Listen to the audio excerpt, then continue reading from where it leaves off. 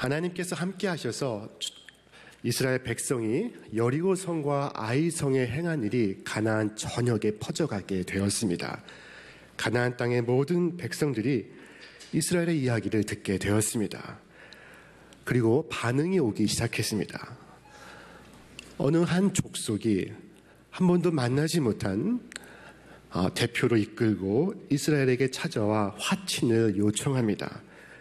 이 족속은 기브온 족속인데 바로 옆에 살던 족속이었습니다. 그러나 여호수아의 칼날을 피하려고 거짓으로 자작극을 꾸민 것입니다. 오늘 여호수아의 후반전의 시작입니다. 이 후반전의 시작을 기브온 에피소드로 시작을 하고 있습니다. 여호수아는 기브온 족속에게 물었습니다. 너희는 누구냐? 그때 그들은 이렇게 자신을 소개합니다. 우리는 주 하나님의 명성을 듣고 아주 먼 곳에서 왔습니다. 우리는 하나님께서 이스라엘 백성을 위하여 애굽에서 행한 일과 아모리 사람의 두 왕, 곧 요단 동쪽 헤스본 왕 시혼과 바산 왕 옥에게 행한 일을 모두 듣게 되었습니다. 그러므로 우리는 감히 종이 될 각오로 여러분과 화친을 맺고자 저 멀리에서부터 왔습니다. 보십시오. 우리가 가져올 때 가방에 담았던 이 따뜻한 빵은 지금 말라서 곰팡이까지 피었습니다. 우리의 포도주를 담은 가죽 부대도 낡았습니다. 보십시오. 우리의 신도 옷도 낡아 헤어졌습니다. 자, 이 말을 들은 여호수아와 이스라엘 백성은 감쪽같이 속고 말았습니다. 그래서 하나님께 묻지 않고 그만 평화 조약을 맺었습니다. 이스라엘이 이렇게 속은 데에는 이유가 있었습니다. 첫째, 기브온 사람들은 자신들의 정체를 철저하게 숨겼습니다. 그래서 가나안 족속이 아닌 것처럼 보이기 위하여 여러 가지를 준비하여 위장하였습니다. 아주 먼 곳에서 온 것처럼 가장하기 위하여 먼저 허름한 옷을 골라 입었습니다. 그리고 다 떨어진 망태를 준비하여 그 안에 곰팡이 핀 빵을 넣었습니다. 그리고 신발도 헤어진 것을 신었습니다. 그리고 이스라엘 족속에게 백기를 들고 투항합니다. 우리는 당신들과 싸울 의사가 전혀 없습니다.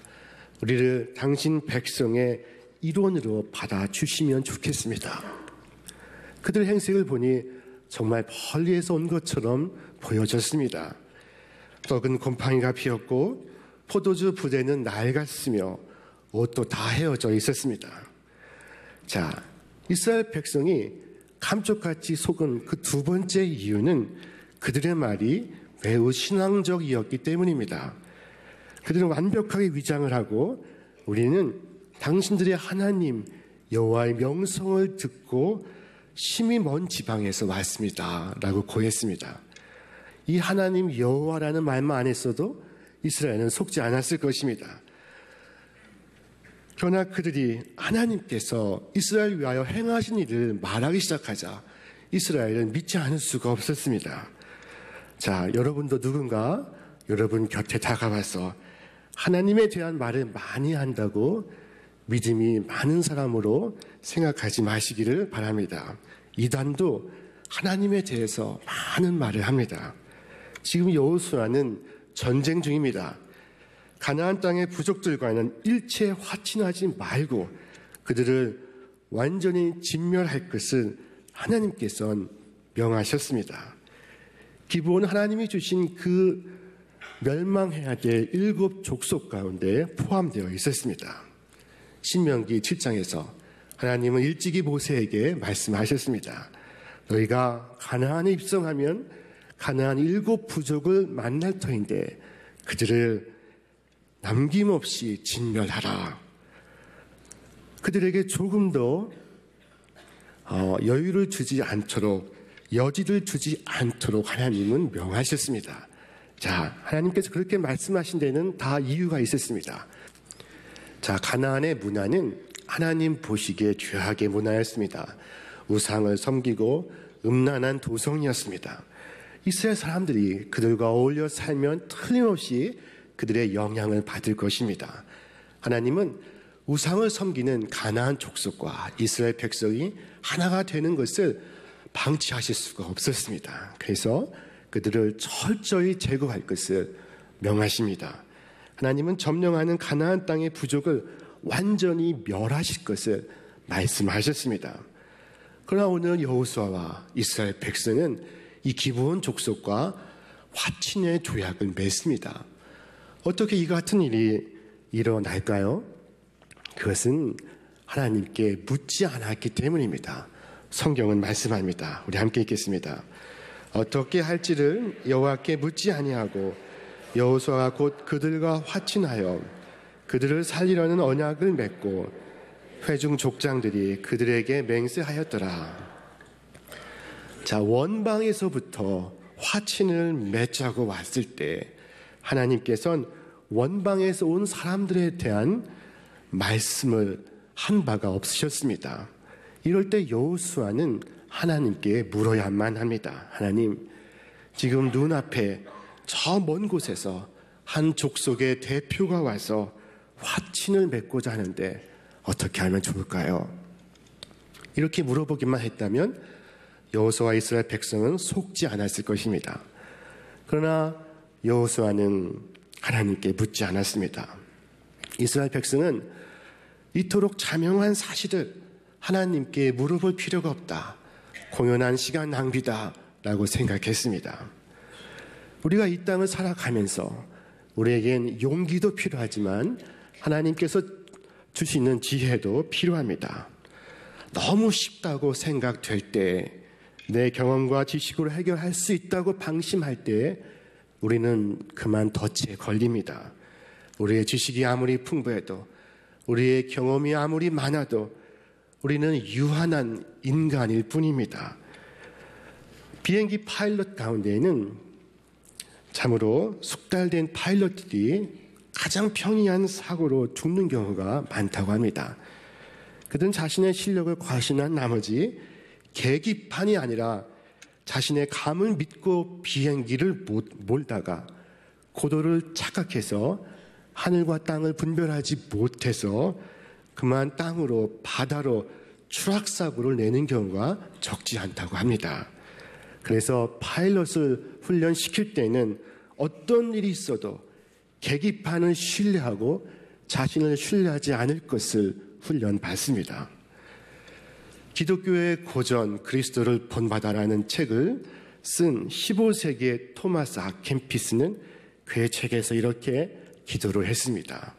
오 주여, 제 눈에 보이는 대로 판단하게 하지 마시고 무지한 인간의 귀에 들리는 대로 말하지 말게 하시고 눈에 보이는 것과 영적인 것 사이에서 참된 판단을 분별 있게 내릴 수 있도록 무엇보다도 항상 당신의 뜻에 무엇이 정말로 즐거운 것인가 묻게 하소서. 자, 우리는 하나님께 물을 권리가 있습니다. 하나님께 물을 수 있는 복이 우리에게 있습니다. 언제나 하나님께 물을 수 있는 복이 여러분께 있다는 사실을 여러분 잊지 마시기를 바랍니다. 세상에서 가장 불쌍한 사람은 도무지 물을 데가 없는 사람입니다. 내일부터 시작되는 우리 가을 새벽 특별 기도에 여러분의 길을 물으시기를 바랍니다. 어떤 결정을 해야 할 때에 그것이 아무리 만만하게 보여도 먼저 하나님께 엎드려 물어보시고 결정하시기를 바랍니다. 여호수아는 자신만만했습니다. 자신의 지식과 경험으로 판단해도 될 만한 문제라고 생각했습니다. 하나님께 엎드리지 않았습니다. 약 7년 정도 걸린 가나안 정복 전쟁에서 여호수아는 2번의 실수를 합니다. 그 중에 한 번이 아이성의 패배였고 또 한 번이 바로 기브온과 맺는 평화 조약이었습니다. 이 두 가지 실수의 공통점은 하나님께 묻지 않고 행동했다는 것입니다. 두 가지 경우 모두 자신의 능력을 과신한 교만이 문제였습니다. 사흘 후에나 비로소 이스라엘은 자신들이 속았다는 사실을 알게 되었습니다. 이스라엘은 매우 놀라고 당황했습니다. 여호수아는 그들을 불러 말합니다. 너희가 우리 가운데 거주하면서 어찌하여 심히 먼 곳에서 왔다고 하여 우리를 감쪽같이 속게 하였느냐. 그러자 그들이 하는 말이 오직 살기 위해서 그렇게 했습니다 라고 답하는 것입니다. 우리 함께 말씀을 읽겠습니다. 그들이 여호수아에게 대답하이르되 당신의 하나님 여호와께서 그의 종 모세에게 명령하사 이 땅을 다 당신들에게 주고 이 땅의 모든 주민을 당신들 앞에서 멸하라 하신 것이 당신의 종들에게 분명히 들리므로 당신들로 말미암아 우리의 목숨을 잃을까 심히 두려워하여 이같이 하였나이다. 기브온은 타협해서는 안 되는 가나안 7 족속 가운데 하나였습니다. 그것을 그들도 잘 알고 있었습니다. 만약 그들이 자신의 정체를 정직하게 밝혔다면 그들은 평화 조약을 맺을 수가 없었을 것입니다. 그래서 그처럼 위장을 하였다는 것입니다. 그러자 여호수아가 그들에게 처분을 내립니다. 그들은 여호와의 전에서 수종을 듣는 종이 되었습니다. 자, 이제 이스라엘과 기브온이 맺은 화친 조약은 가나안 민족들 전체에 알려지게 되었습니다. 그것은 그들에게 엄청난 심리적 충격을 안겨다 주었습니다. 가나안 땅 남부에 강한 성읍이었던 기브온이 이스라엘에게 한 번 싸워보지도 못하고 백기투항했다는 소식이 가나안 전역에 알려지게 되었습니다. 그것은 가나안의 다른 지역 왕들에게는 청천벽력과 같은 소식이었습니다. 이에 예루살렘 왕을 중심으로 한 남부의 5 왕들은 연합군을 조직하여 기브온을 향해 쳐들어갔습니다. 배신자 기브온을 응징하자 하는 목표를 갖고 5 나라가 똘똘 뭉쳤습니다. 그들은 본래 기브온과 동맹 관계에 있었지만 기브온이 그들을 버리고 이스라엘과 화친을 맺었습니다. 자, 이제 기브온은 성난 5개의 나라 연합군과 전쟁을 해야만 합니다. 위기에 처한 기브온은 즉시 여호수아에게 긴급 요청을 보냅니다. 당신의 종들인 우리를 빨리 와서 구해 주옵소서. 산악에 사는 아모리 족속 연합군들이 모든 군대를 모아 우리를 공격하고 있습니다. 자, 이스라엘과 기브온이 조약을 맺을 때 기브온은 자신들이 심히 먼 나라에서 왔다고 거짓을 말했습니다. 이 사실에 근거하여 이스라엘은 얼마든지 조약을 파기할 수 있습니다. 이때 여호수아가 하나님께 묻습니다. 하나님께 기도합니다. 어떻게 하면 좋을까요? 그때 하나님께서 여호수아에게 이처럼 말씀하십니다. 우리 함께 읽습니다. 그때 여호와께서 여호수아에게 이르시되 그들을 두려워하지 말라. 내가 그들을 내 손에 넘겨주었으니 그들 중에서 한 사람도 너를 당할 자 없으리라 하신지라. 우리는 이 말씀 속에서 신실하신 하나님을 대면할 수가 있습니다. 하나님께서 여호수아에게 하시는 말씀은 비록 네가 실수는 했지만 나는 너를 버리지 않을 것이다. 너의 실수에도 불구하고 너를 향한 나의 약속은 파기되지 않는다 라는 것이었습니다. 시편의 시인은 노래했습니다. 우리 함께 읽겠습니다. 무릇 주의 인자는 커서 하늘에 미치고 주의 진리는 궁창에 이르나이다. 자, 이때 인자 혹은 다른 곳에서 자비로 번역이 되는 이 히브리어 헤세드는 하나님은 당신의 약속에 충실하시다 하는 의미를 갖고 있습니다. 이에 여호수아는 기브온을 위하여 신속하게 군대를 출동시킵니다. 이스라엘이 기브온을 위하여 군대를 출동시킨 것은 하나님의 헤세드에 근거를 두고 있습니다. 하나님의 헤세드가 이웃과의 헤세드로 발전하고 있는 것입니다. 비록 잘못된 판단으로 평화조약을 맺었다 할지라도 이스라엘은 자신의 약속을 지켜야만 합니다. 이로써 본격적인 가나안 정복 전쟁이 시작되었습니다. 약속을 지키기 위하여 여호수아는 모든 군사를 이끌고 길갈에서 기브온까지 밤새 올라가 갑자기 그들 앞에 이릅니다. 자, 길갈에서 기브온까지는 35km 거리입니다. 기브온은 산악지대에 있습니다. 밤새 올라갔다는 것은 야간 행군을 했다는 것을 의미합니다. 이스라엘 백성이 기브온 사람들의 연락을 받고 그 밤에 멀고 험한 기브온까지 밤새 야간 행군을 했던 것입니다. 자, 그리고 갑자기 연합군 앞에 나타났으니 이 가나안 5개 국가 연합군은 깜짝 놀랐습니다. 기습 공격으로 기선을 제압한 이스라엘은 그곳에서 그들을 크게 무찔렀습니다. 그리고 나서 도망치는 적들을 추격하며 승기를 잡았습니다. 자, 그러나 여기에는 여호수아의 힘만이 전부가 아니었습니다. 그보다 훨씬 더 큰 하늘의 도움이 있었습니다. 큰 우박이 내려서 적들에게 사정없이 쏟아졌습니다.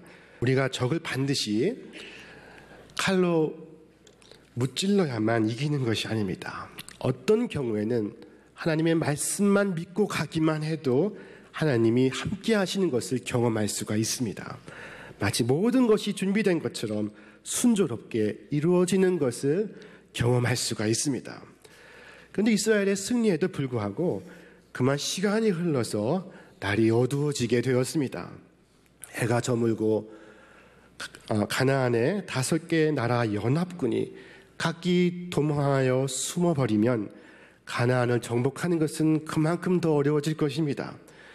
지금과 같이 조명탄이 있던 시대가 아니었습니다. 고대의 전쟁은 오직 낮 시간 동안에만 행할 수가 있습니다. 이스라엘에겐 적을 추격하여 섬멸시키기 위하여는 낮 시간의 연장이 필요했습니다. 그때 여호수아가 하늘을 향하여 큰 소리로 이렇게 외쳤습니다. 우리 함께 읽겠습니다. 태양아, 너는 기브온 위에 머무르라. 달아, 너도 아얄론 골짜기에서 그리할지어다 하매. 자, 그러자 정말 놀라운 일이 일어났습니다. 여호수아의 말대로 태양이 기브온 위에 머물러 있었습니다. 하나님께서 여호수아의 기도를 들으시고 기브온 위에 태양이 지지 않게 그대로 머물러 있게 하셨습니다. 달도 아얄론 골짜기에 그대로 멈추어 섰습니다. 여러분, 태양이 멈추고 달이 멈추었다는 사실을 믿으시기를 바랍니다. 제가 미국에서 11년을 살다가 귀국했습니다. 신학 수업이 짧지가 않습니다. 그동안 학생으로서 신학을 공부한 시간만 17년이었습니다. 제가 유학을 떠나면서 하나님께 기도했습니다. 하나님, 시간을 멈추어 주옵소서. 시간이 먹게 주옵소서. 그리고 기도를 하고 공부를 마치고 귀국을 했더니 사람들이 저보고 하는 말이 더 젊어진 것 같다고 저한테 인사를 하는 것이었습니다. 여러분, 저는 시간에 대한 생각을 새롭게 하게 되었습니다. 하나님의 시간을 우리가 살기 시작하면 우리 이 땅의 시간과 다른 시간을 살 수가 있습니다. 시간에 묶이지 않습니다. 시간에 절망하지 않습니다. 시간이 없다고 말하지 마십시오. 시간은 얼마든지 있습니다. 예수님은 3년의 공생의 기간 동안 다 이루셨고 다 행하셨습니다. 하나님께 가져오면, 하나님께 간구하면 하나님은 당신의 시간을 우리에게 허락하십니다. 하나님은 우리의 물리적 시간을 하나님의 시간으로 바꾸실 것입니다. 태양아 멈추어라. 달도 그리할지어다 하는 여호수아의 명령은 곧 명령인 동시에 기도이기도 하였습니다. 자, 우리 함께 말씀을 읽겠습니다. 여호와께서 아모리 사람을 이스라엘 자손에게 넘겨주시던 날에 여호수아가 여호와께 아뢰어 이스라엘의 목전에서 이르되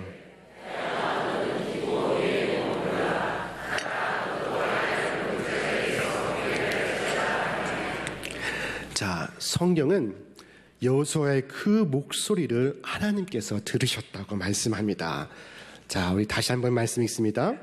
여호와께서 사람의 목소리를 들으신 이 같은 날은 전에도 없었고 후에도 없었나니 이는 여호와께서 이스라엘을 위하여 싸우셨음이니라. 여호수아의 이 기도는 기도의 여러 형식들 가운데 명령 기도에 속합니다. 명령 기도는 기도의 강력한 표현 방식입니다. 주께서 말씀하시기를 우리가 입으로 무엇을 말하든지 그대로 우리의 현실이 되리라 말씀하셨습니다. 자, 하나님께서 민수기에서 말씀하십니다. 우리 함께 읽겠습니다.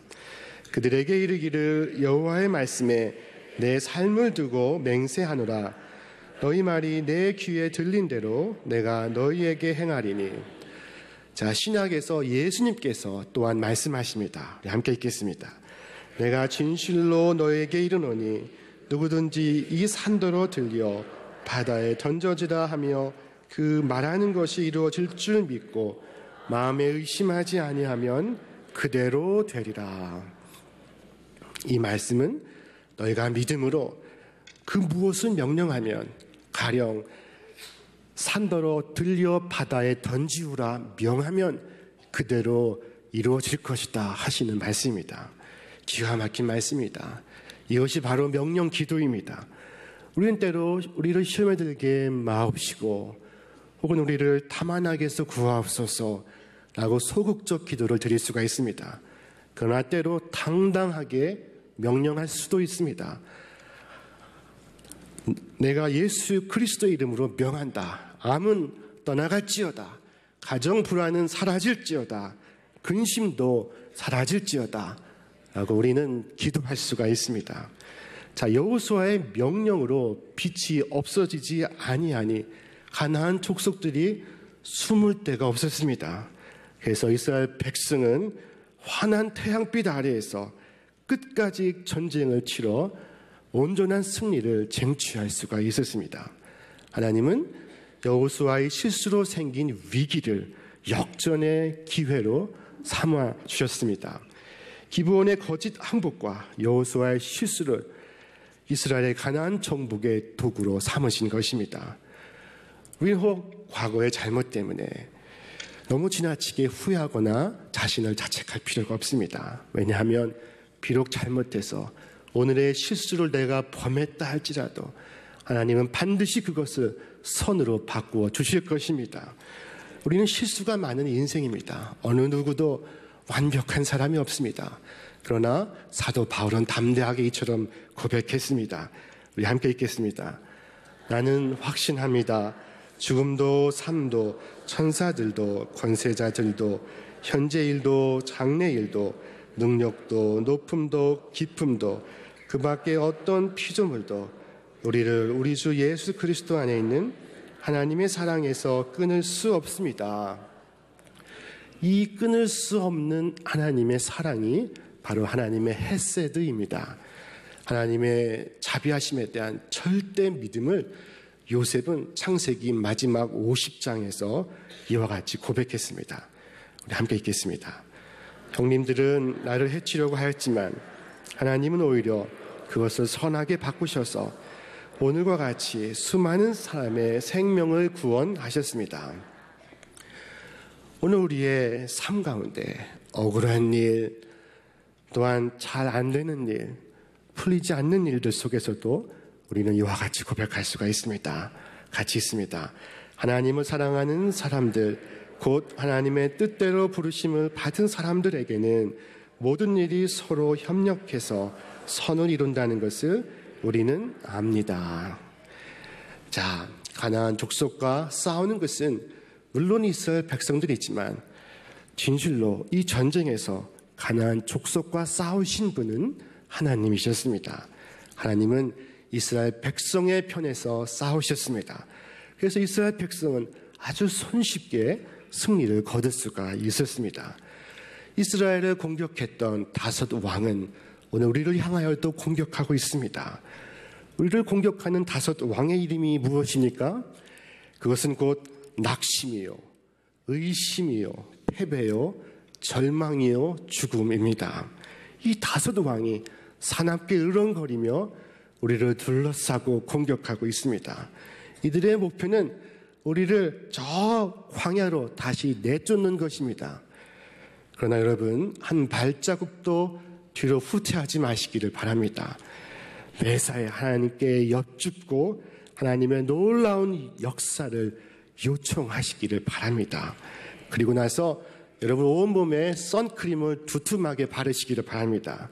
승리의 대낮이 늦은 시간까지 오랫동안 여러분을 위하여 계속될 것입니다. 오늘 신실하신 하나님을 믿는 믿음과 여러분의 담대한 기도로서 여러분을 위해 예비된 약속의 땅을 얻으시기를 주 예수의 이름으로 축원합니다.